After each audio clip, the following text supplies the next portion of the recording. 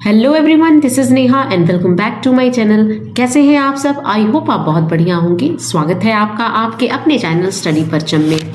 English pedagogy का जो ये प्रैक्टिस सेशन है, ये प्रैक्टिस सेशन नंबर 11 है। ये सारे प्रैक्टिस सेशन आप सभी को पता है प्रीवियस ईयर के क्वेश्चन पर बेस्ड है। तो आज जो है वो लास्ट इंग्लिश की पेडागोजी का मैं क्लास लेकर आई हूँ आपके लिए। तो इसके बाद कल आपका एग्जाम है, 14-15 आपको एग्जाम देना है। तो अब आपको ज़्यादा से ज़्यादा रिविजन करना है। अभी तक जितने वीडियो आ गए हैं इंग्लिश पेडागोजी से रिलेटेड, सारे वीडियो को आप देख जाइए, है ना, रिविजन कर लीजिए, ताकि आपको हेल्प मिलेगा और आप थोड़े से कम प्रेशर में रहोगे, है ना। टेंशन नहीं लेना है, अच्छे से एग्जाम देना है जाके, है ना। अब ज़्यादा पढ़ने की ज़रूरत नहीं है, जो जितना पढ़ा है उसको आप रिवीजन करते रहिए, है ना। तो 11 आज जो है 11वां सेशन है प्रैक्टिस सेशन का। तो इतने 11 सेशन को आप फिर से एक बार देख जाइएगा, ताकि आपका एक अच्छा रिविजन हो जाए और आप अच्छे से जाके एग्जाम दे पाए, है ना। तो all the best for your examination, है ना। तो चलिए फिर स्टार्ट करते हैं। अगर आप चैनल पे नए हैं तो चैनल को सब्सक्राइब कीजिए, बेल आइकन दबाइए, जिससे आपको नए वीडियो के नोटिफिकेशन मिलते रहेंगे। और स्टार्ट करते हैं आज की क्लास। देखेंगे कुछ बेहतरीन 15 क्वेश्चन जो कि आपको हेल्प करने वाले हैं आपके एग्जाम में, ठीक है। चलिए स्टार्ट करते हैं। पहले क्वेश्चन को देखेंगे। Which of the following statement is not correct with respect to given sentence, है ना। ये सेंटेंस दिया हुआ है, इस सेंटेंस के अकॉर्डिंग कौन सा स्टेटमेंट जो है वो करेक्ट नहीं है, आपको बताना है, ठीक है। क्या है सेंटेंस? सबसे पहले सेंटेंस को पढ़िए कि सेंटेंस है rhymes songs chants are the way for children. यानी राइम्स सॉन्ग्स चैंट्स ये किस चीज में हेल्प करते हैं बच्चों की, है ना। तो क्या है, नॉट करेक्ट पूछा था। देखिए सबसे पहले तो आप ना क्वेश्चन को ध्यान से पढ़िएगा। नॉट बहुत जगह आजकल जो क्वेश्चन का ट्रेंड है वो चेंज हो गया है ना। करेक्ट नहीं पूछ के नॉट करेक्ट पूछा जा रहा है। नॉट वाले क्वेश्चन आपको ज्यादा देखने को मिलेंगे। दूसरा, असर्शन एंड रीजन वाले क्वेश्चन आपको ज्यादा देखने को मिलेंगे। तो बहुत केयरफुली अगर आपने क्वेश्चन समझ लिया तो आंसर भी आप कर लोगे, है ना। दूसरा, आपको क्या करना है, एलिमिनेशन टेक्निक का यूज करना है। एलिमिनेट कीजिए जिससे आपको आंसर मिलेगा, ठीक है। तो सबसे पहले क्या है कि नॉट ट्रू है राइम्स में, राइम सॉन्ग्स एंड चैंट में, चैंट्स जो बोलते हैं बच्चे उनके लिए। तो क्या है, एक्सटेंडेड वर्ब। राइम से, सॉन्ग से और चैंट से क्या होता है, एक्सटेंड, वोकैबुलरी एक्सटेंड होता है, यानी वोकैबुलरी के पास शब्दकोश आपके पास भर जाता है। बिल्कुल सही बात है। नॉट करेक्ट है यानी हम नॉट करेक्ट वही वाला ही हमारा आंसर सही होगा। Memorising word and sentence structure ये गलत होगा, है ना।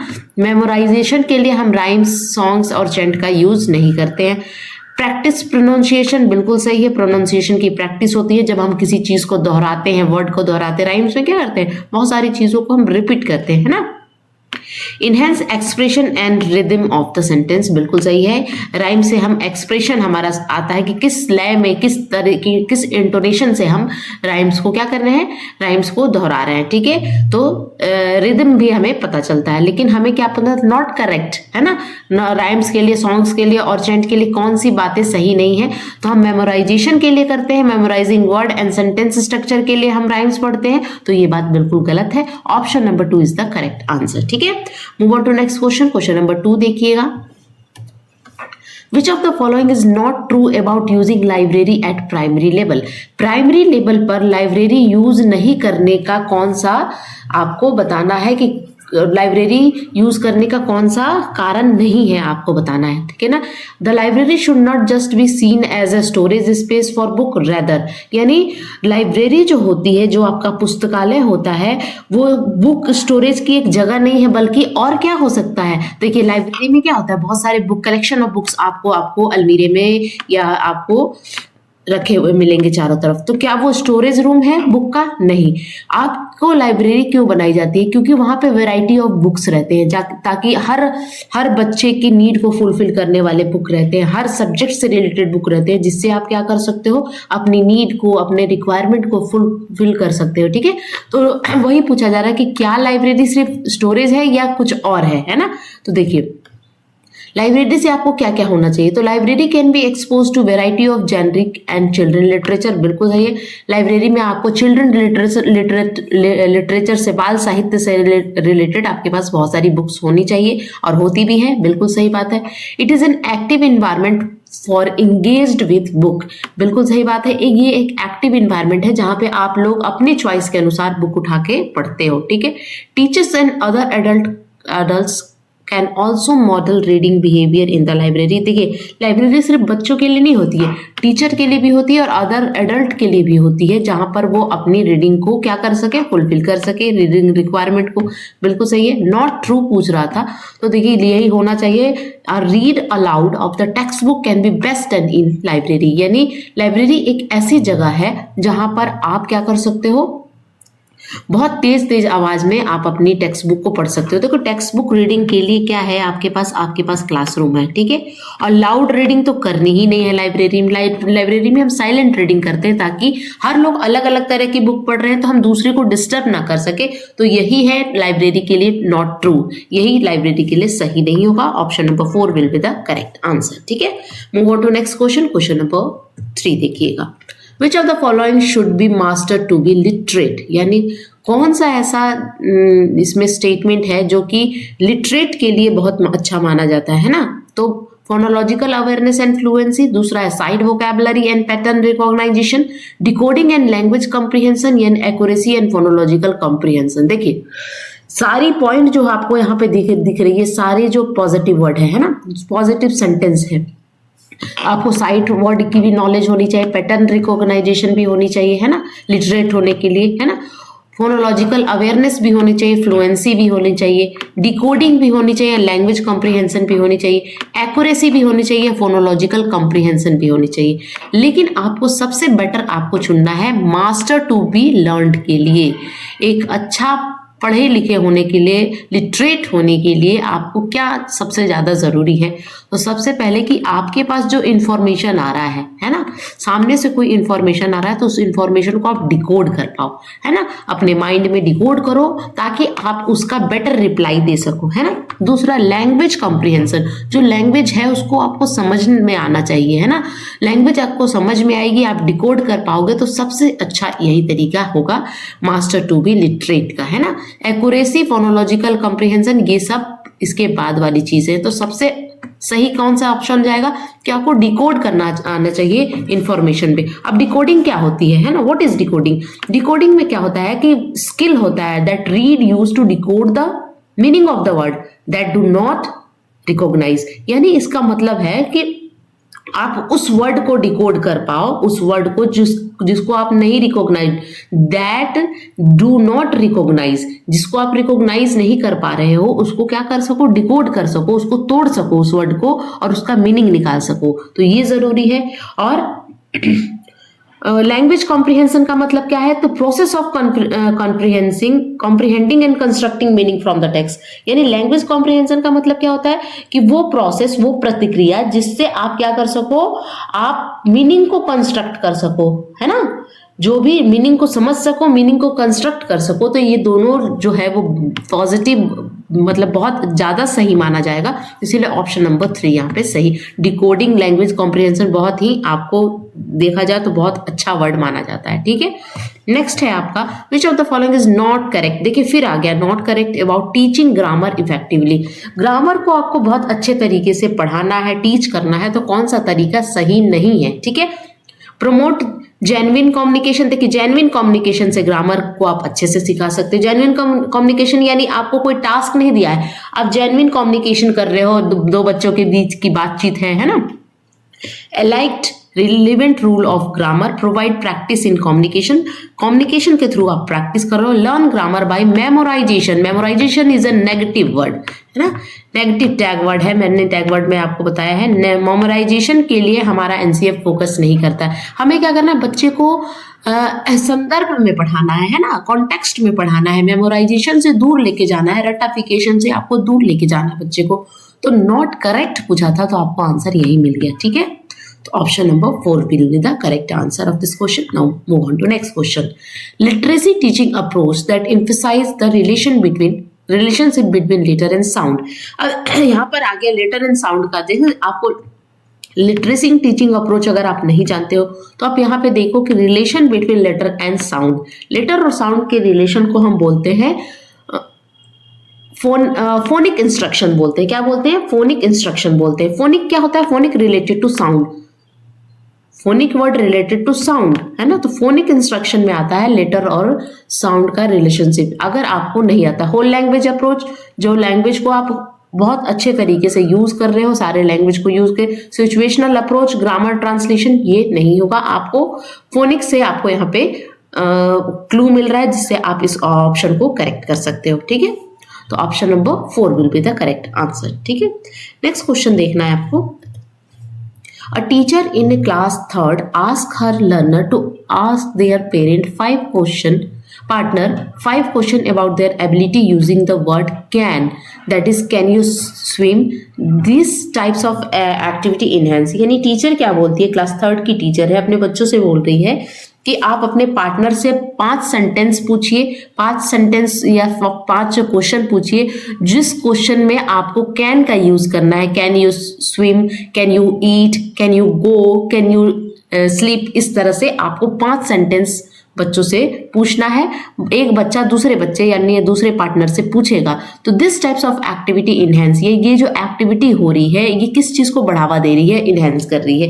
क्या ये ओरल फ्लुएंसी प्रैक्टिस है, क्या फ्री स्पीकिंग है, control oral practice? Control oral practice नहीं है, यहाँ पे बच्चों का इन्वॉल्वमेंट बहुत ज्यादा है। ठीक है, पैसिव लिसनिंग भी नहीं है। देखिए कैन का यूज करके अगर आप 5 क्वेश्चन बना रहे हो तो यहाँ पे तो पैसिव होगी नहीं, एक्टिव लिसनिंग हो रही है, क्योंकि हमें एक्टिव होके सुनना है। ठीक है, फ्री स्पीकिंग भी नहीं है, ये है ओरल फ्लुएंसी प्रैक्टिस। क्या है ये?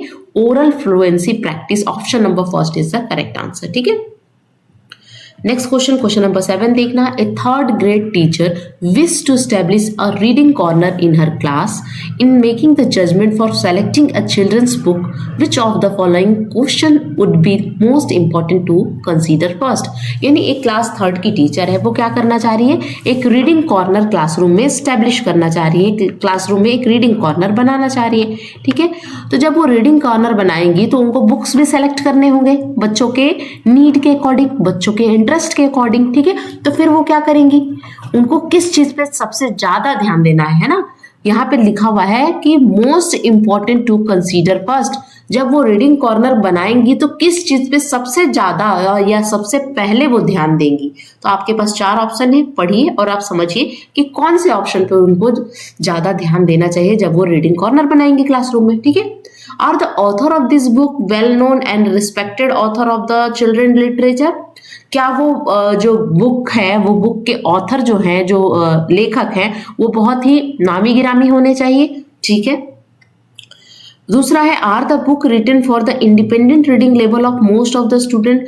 जो मैं बुक रख रही हूँ वो बुक बहुत सारे जो स्टूडेंट हैं उनके इंडिपेंडेंट रीडिंग लेवल को फुलफिल कर रहा है या नहीं। ठीक है, उसके बाद है will the book help address the goal of the 3rd grade reading curriculum. और उसके बाद है will these book be appropriate for the use in more than one instructional context. यानी यहाँ पे देखिए ये भी पॉजिटिव है, ये भी पॉजिटिव है, ये भी पॉजिटिव है, लेकिन देखिए कोई जरूरी नहीं है कि हम, अगर कुछ आपके पास लिटरेचर अच्छे हैं जो कि अननोन ऑथर हैं, जो कि अभी नए नए ऑथर हैं, तो रखने में क्या खराबी है। ठीक है, लेकिन हमें मोस्ट इंपॉर्टेंट कंसीडर फर्स्ट, सबसे पहले हम कंसीडर किसको करेंगे कि जो भी बुक हम क्लासरूम में रख रहे हैं वो इंडिपेंडेंट रीडिंग लेवल के लिए होना चाहिए मोस्ट ऑफ द स्टूडेंट, यानी बहुत सारे स्टूडेंट के नीड को फुलफिल करना चाहिए, इंटरेस्ट को फुलफिल करे, उस तरह के बुक हमको रखना है। उसके बाद आप इन सब चीजों पर ध्यान दे सकते हो। कैरिकुलम पर ध्यान क्यों नहीं देंगे? देखो बहुत सारे बच्चों का आंसर ये भी हो सकता है कि with this book has the address the goal of 3rd grade reading curriculum. अगर 3rd ग्रेड के रीडिंग कैरिकुलम को फॉलो करो तो कैरिकुलम के लिए तो हमारे पास टेक्स्ट बुक होती है, टेक्स्ट बुक तो है ही कैरिकुलम के अकॉर्डिंग। तो हमें क्या देखना है, बच्चों के इंडिपेंडेंट रीडिंग लेवल को, बच्चे थोड़ा एक्स्ट्रा पढ़ सके, उसके लिए हमको बच्चों के इंटरेस्ट के लिए है ना, तो वहां पे हमें बुक को रखना है। तो ऑप्शन नंबर यहाँ पे सबसे सटीक आंसर जो होगा वो ऑप्शन नंबर 2 ही होगा कि are the book written for the independent reading level of most student in the class. ठीक है, नेक्स्ट क्वेश्चन आप देखिएगा, क्वेश्चन नंबर 8। क्वेश्चन नंबर 8 है विच अप्रोच और method is geared towards the learner main goal of using language in real life context. कौन से method? देखिए मैंने मेथड का सेशन लिया था, ये मेथड का वीडियो लाया था, तो उसमें मैंने आपको बताया था कि मेथड से आपको 2 से 3 क्वेश्चन देखने को मिलेंगे। अभी देखिए यहाँ पर मेथड से एक और क्वेश्चन आ गया, कि मेथड कौन से, किस मेथड में आप रियल लाइफ कॉन्टेक्स्ट का यूज करते हो, तो वो है कम्युनिकेटिव अप्रोच में, है ना। कम्युनिकेटिव लैंग्वेज टीचिंग भी हम उसे कहते हैं। तो कम्युनिकेटिव अप्रोच में हम क्या करते हैं, रियल लाइफ का यूज करते हैं, और क्या करते हैं, इंटरैक्शन के थ्रू हम बच्चों को सिखाते हैं।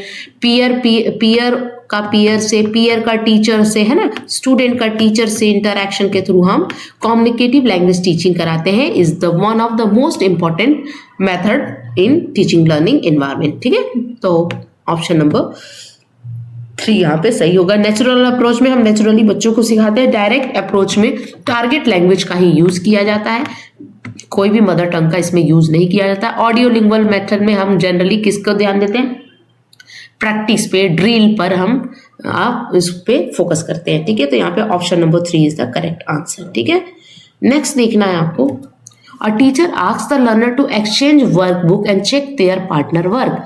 यानी टीचर क्या बोल रही है कि आप अपने वर्कबुक को एक्सचेंज कीजिए। स्टूडेंट अपने वर्कबुक को एक दूसरे में क्या करेंगे, एक्सचेंज करेंगे। अपनी वर्कबुक अपने पार्टनर को दे देंगे, अपने पार्टनर की वर्कबुक खुद ले लेंगे, और यहाँ पे क्या करेंगे, करेक्शन करेंगे, चेक करेंगे। ठीक है, इस ऑब्जेक्टिव के पीछे कारण क्या है, the objective of this task to, यानी ये टीचर ये टास्क जो कर रही है कि आप एक्सचेंज करो अपने वर्कबुक को, इसके पीछे रीजन क्या हो सकता है।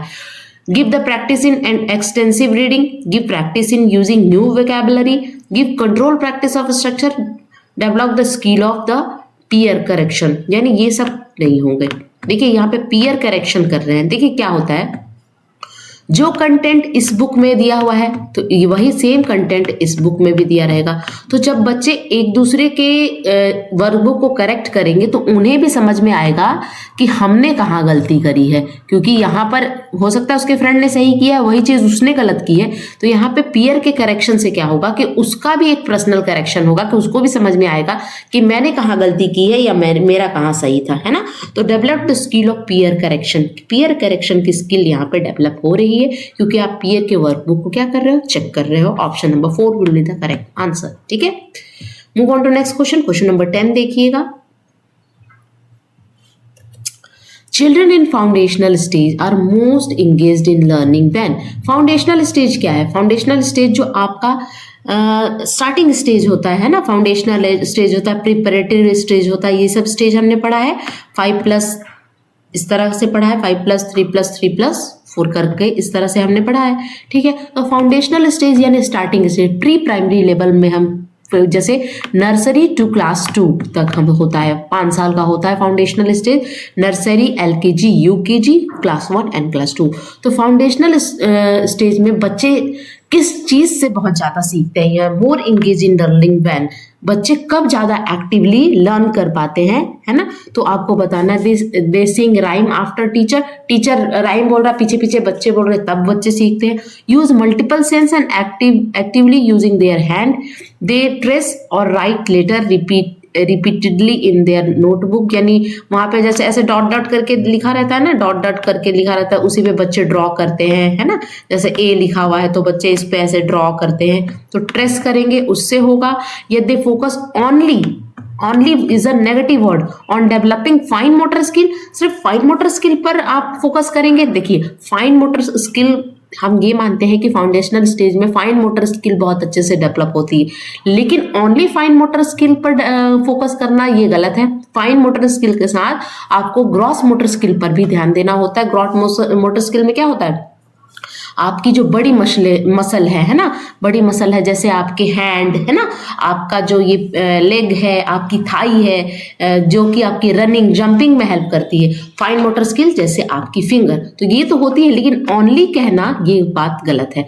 तो देखिए जो छोटे बच्चे होते हैं ना, उनका वो ज़्यादातर कब सीखते हैं, सेंस ऑर्गन का यूज करके और actively using hand in experience की हम बात करते हैं। ज़्यादा से ज़्यादा आप हाथों का प्रयोग करके उसमें मैनिपुलेट करके बच्चों को ज़्यादा सिखा सकते हैं। तो sense organ and actively using their hand, ये सबसे ज़्यादा अच्छा ऑप्शन माना जाएगा। Option number 2 is the correct answer. ठीक है, नेक्स्ट क्वेश्चन देखना है। क्वेश्चन नंबर 11 देखिएगा। अ स्टूडेंट ऑफ क्लास 5 से I give my work a final check for accuracy before submitting it to the teacher, the student is working at the writing stage of, यानी बच्चा क्या बोल रहा है, क्लास 5 का बच्चा है, वो बोलता है कि मैं अपने वर्क को एक बार चेक करता हूँ टीचर को फाइनल सबमिट करने से पहले। यानी एक बार मैं अच्छे से खुद चेक कर लेता हूँ, उसके बाद ही मैं अपने वर्क को किसको सबमिट करूंगा, किसको जाके दूंगा, टीचर को दूंगा। तो ये बच्चा जो है वो किस राइटिंग स्टेज पर है आपको बताना है। तो राइटिंग की स्टेज तो होती है जैसे ब्रेन स्टॉर्मिंग थी, है ना, ड्राफ्टिंग होती है, उसके बाद रिव्यू आप करते हो, है ना, ब्लूप्रिंट तैयार करते हो। तो ये किस स्टेज में है, ये बच्चा प्रूफ रीडिंग में है। प्रूफ रीडिंग क्या होता है, आप फाइनल एक बार चेक करते हो, तब जाके सबमिट करते हो, तब जाके आप पब्लिश करते हो। तो ये प्रूफ रीडिंग वाले स्टेज में है बच्चा, क्योंकि ये सबमिट करने से पहले खुद एक बार कंफर्म कर रहा है कि मैंने सही किया है या नहीं। ठीक है। Which approach or method does not encourage learner to use their native language in a language classroom? यानी कौन सा ऐसा मेथड है, देखिए दूसरा क्वेश्चन फिर से मेथड से आ गया, कि कौन सा ऐसा मेथड है या अप्रोच है जिसमें आप अपने नेटिव लैंग्वेज या मदर टंग का यूज नहीं करते हो, है ना, जहाँ पे टारगेट लैंग्वेज सिखाया जाता है without use of mother tongue, तो वो होता है डायरेक्ट मेथड, है ना। डायरेक्ट मेथड में आप टारगेट लैंग्वेज को सीखते हो without the use of mother tongue या नेटिव लैंग्वेज या फर्स्ट लैंग्वेज। ठीक है, तो option number 2 is the first correct answer. ठीक है, नेक्स्ट देखना है question number 13। A teacher is planning to collect a variety of teaching learning material, TLM को कलेक्ट करना है variety of for his class 2 student, which of the following is not correct। देखिए फिर आ गया not correct। Criterion for choosing TLM, यानी क्या है कि क्लास 2 की टीचर है, वो बहुत सारा टीचिंग लर्निंग मटेरियल कलेक्ट कर रही है।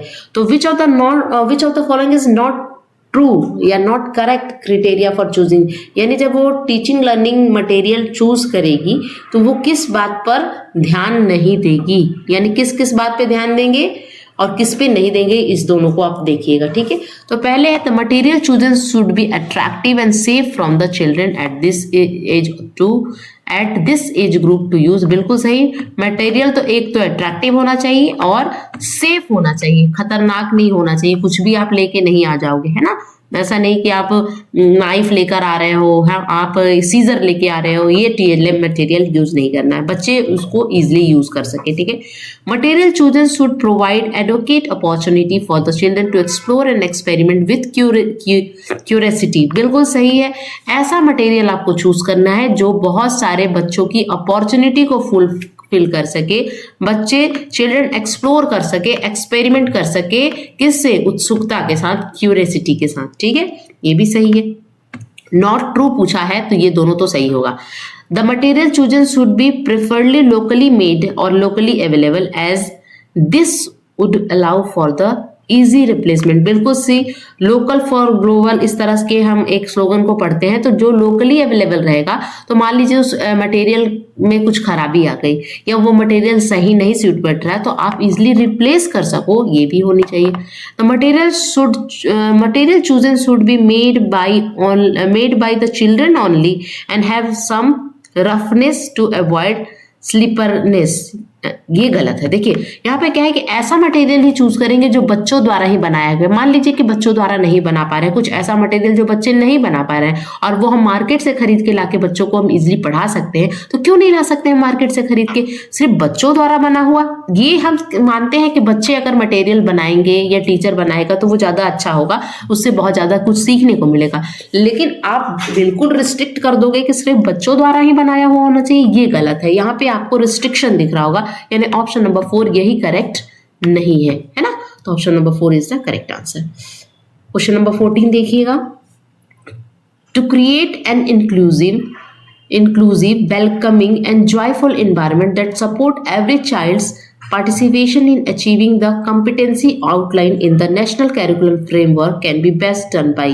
यानी आपको इंक्लूसिव यानी समावेशी वातावरण को क्या करना है, बढ़ावा देना है। वेलकमिंग हो, वेलकमिंग यानी एवरी चाइल्ड को आपको वेलकम करना है, चाहे वो किसी भी कम्युनिटी का हो, है ना, किसी भी जाति का हो, किसी भी स्टेट का हो, है ना, चाहे वो रिच हो चाहे पुअर हो, वेलकम करना है। और जॉयफुल इन्वायरमेंट को क्रिएट करना है ताकि सारा जितने भी बच्चे हैं वो पार्टिसिपेट कर सके, भागीदारी दे सके, है ना, किसमें, कंपिटेंसी आउटलाइन पे, है ना, जो कि नेशनल कैरिकुलम फ्रेमवर्क को बेस्टली डिस्क्राइब कर रहा है। तो आपको इसमें से 4 ऑप्शन दिए हैं, आपको बताना है कि किस तरह वो इन्वायरमेंट कैसा होना चाहिए, है ना।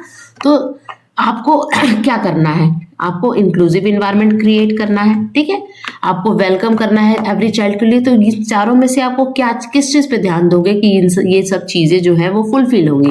Conducting indoor activity and avoiding them to outdoor activity, ये तो बच्चों को बांधना हुआ कि इंडोर एक्टिविटी खेल करेंगे और आउटडोर एक्टिविटी में नहीं जाएंगे तो हीट से बचने के लिए है। बच्चों को नाजुक नहीं बनाना है ना, ठीक है, बच्चों को बहुत ज्यादा आप धूप में नहीं रखोगे, लेकिन एकदम से आपको बच्चों को नाजुक नहीं बनाना है कि हीट से बचने के लिए आउटडोर एक्टिविटी नहीं कराओगे तो उनकी जो ग्रॉस मोटर स्किल है वो कैसे डेवलप होगी, तो ये तो गलत हो गया। Majorly focus on learner good health and wellbeing, ठीक है, बच्चे के गुड हेल्थ और वेलबींग पर ध्यान देना, ये भी बात सही है। Displaying children work from the different domain of the work, बिल्कुल सही, different domain of the work पर हमें ध्यान देना। Decorating the classroom for a colourful, ये भी करना है लेकिन उतना ज्यादा इंपॉर्टेंट नहीं है। देखिए यहाँ पे सबसे बेस्ट क्या लग रहा है कि displaying children work from a different domain of the development. 3 domain हमने पढ़ा है, फिजिकल डोमेन, कॉग्निटिव डोमेन, है ना, और इमोशनल साइकोमोटर डोमेन, ये सब हमने पढ़ा है।